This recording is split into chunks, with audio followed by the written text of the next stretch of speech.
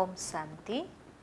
आज 23/6/2020 महावाक्य बाबा कहउचंती मधुर संतान माने बाबा तुम मानू को ज्ञान द्वारा पवित्र सुगंध युक्त फूल अर्थात देवता करिबा पई आछंती।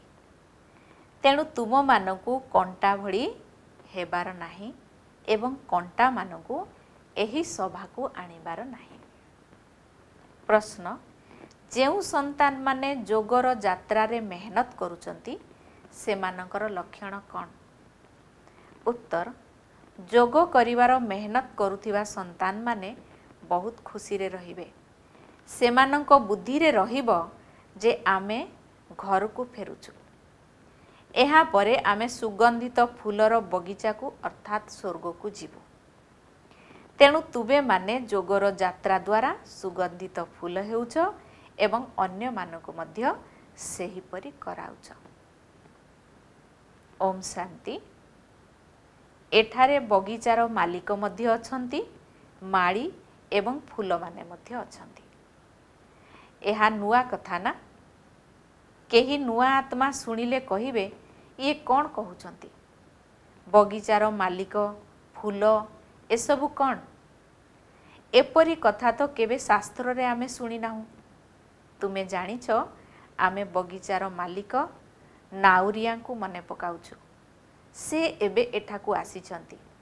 एठारू आम समस्त को आरपारी को नहीं जिबा पई।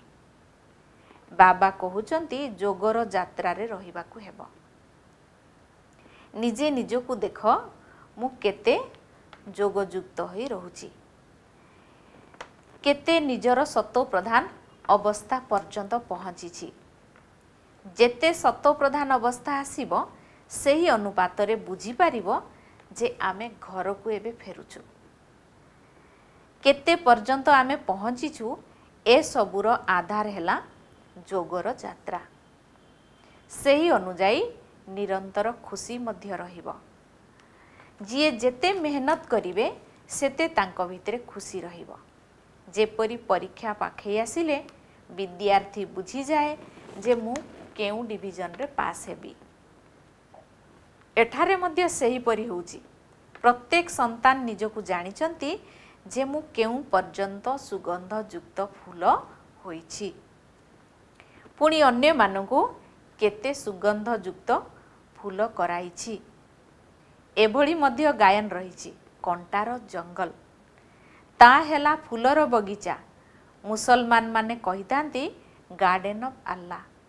भाबुचंती सेठारे गोटिए बगीचा अछि। सेठाकू जिए जाए खुदा तांकू फूल देइथांती, मनस्कामना पूर्ण करिथांती। बाकी एपरि नुहे जे वास्तव रे कोनोसी फूल इत्यादि देउचंती। जहार जेपरि बुद्धि रे अछि से सेई अनुसारे साक्षात्कार होउची। एठारे साक्षात्कार किछि हेले गुरुत्व नाही। भक्ति मार्ग रे साक्षात्कार पई गळा मध्य काटी दउचंती। मीरांकु साक्षात्कार होइथिला तेणु तांकर केते सम्मान रहिची। से सबु हेला भक्ति मार्ग। अधा कल्प भक्ति ज्ञान सेते बेले किछि हेले न थाए। वेद इत्यादि रो बहुत मान रहिची। कहउचंती वेद होउची हमर प्राण। एबे तुमे जानुछ एही वेद शास्त्र आदि सबु भक्ति मार्गर। भक्तिर केते विस्तार रहिची। जेपरी गोटिए विशाल वृक्ष। ज्ञान हेउची बीज। एबे ज्ञान द्वारा तुमे केते शुद्ध होउछ। सुगंध युक्त पुष्प हेउछ। एही मधुबन होउची तुमर बगीचा। एठारे काहाकू हेले कंटा कुहा जीव नाही। काहेकि ना एठारे केही बिकारी नाहांती। तेणु कुहा जीव एही बगीचा रे गोटिए हेले कंटा नाही। कंटा माने तो कली जुग रे थांती। वर्तमान हेउची पुरुषोत्तम संगम जुग। एठारे कंटा केउठु आसीबो? जदि केही कंटा बसिचंती तेबे निजर ही क्षति करूचंती। काहेकि ना एहा इंद्र सभा ना। एठारे ज्ञान परी माने बसिचंती। ज्ञान नृत्य करुथिबा परी माने मुख्य मुख्य परी मानकर नाम होउची पुखराज परी, नीलम परी इत्यादि। सेही मानक पई पुणी नवरत्न रूपरे गायन करा जाउची। किंतु एमाने किए थिले एकथा केही भी जान नाहांती। बाबा कहउचंती केवल मते मने पकाओ, तुम बुद्धि रे एबे ज्ञान अछि। 84 जन्मर चक्र मध्य एबे बुद्धि रे अछि। शास्त्र रे तो 84 लक्ष जोनी बोली कही दउचंती। तेबे मीठा मीठा सिकिलधा संतान माने बाबा तुम मानकु बुझाउचंती तुमे 84 जन्म नैछ। एबे तमो प्रधान रु तुम मानकु सतो प्रधान हेबाकु पड़िबो। यह केते सहज भगवानुबाज संतान मानक प्रति। केवल मोते मने पकाओ। एबे तुमे माने सुगंध युक्त फूल हेबा पई निजकु आत्मा भावी बाबा को मने पकाओ। कंटा हुआ नाही। एठारे सबु मधुर फूल रहिचंती, केही कंटा नाहांती। हाँ, मायार तूफान तो आसीबो। माया एपरी कठोर जे कि तुरंत फसाई दब। पुणी पश्चाताप करिवे मु एसबु कौन कली, मोर तो अर्जिथिबा पुण्य सबु चलीगला। तेबे भारत परी पवित्र खंड आउ केही नुहंती। एहा दिने पाराडाइज थिला, स्वर्ग बहिस्ति थिला। तुमे सेथि पई ही वर्तमान पाठ पढुच। तुमे माने मध्य जानिछ जे एहा होउची बगीचा, एठारे कंटा केही नाहांती। कंटा दुख देइथांती। बाबा तो काहाकू दुख देउ नाहांती। से होउचंती दुख हर्ता, सुख करता। केते मीठा बाबा। बाबा कहउचंती मु तुम मानकू प्रत्यक्ष रे आसी पाठ पढ़ाउची। ये मध्य पढ़ुचंती।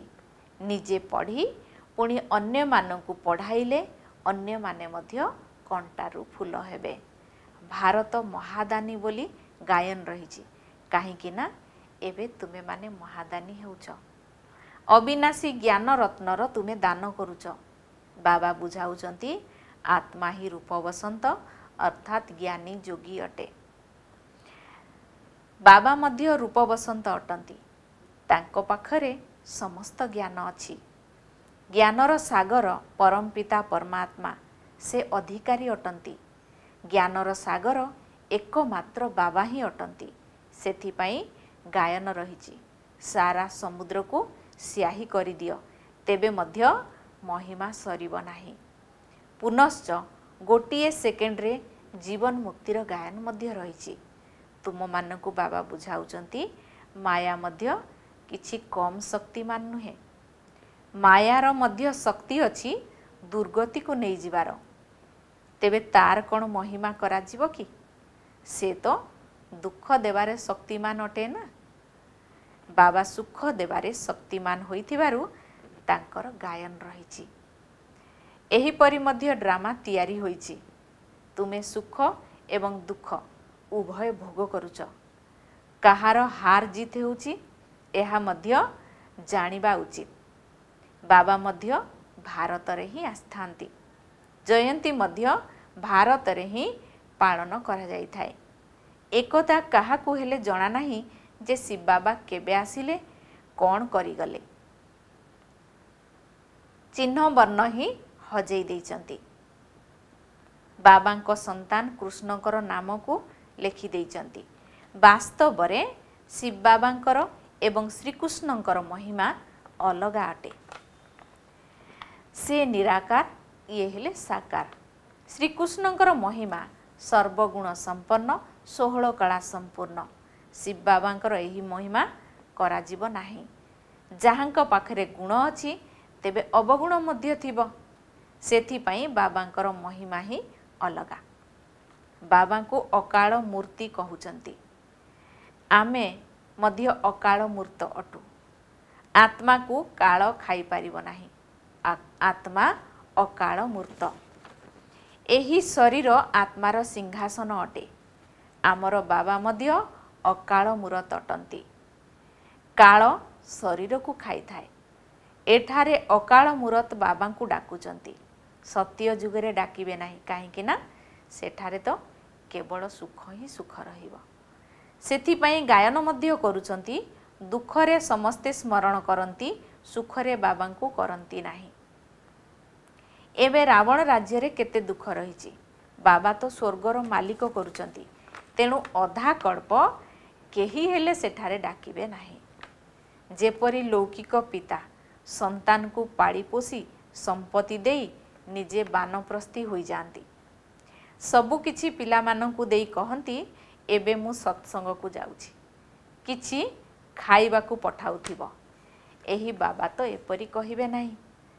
ये तो कहउचंती मीठा मीठा संतान माने मु तुमको विश्वर बादशाही देई बानप्रस्थ को चली जीवी। मु कोन केबे कहिबी कि जे मो पई खाइबा पठाइबो।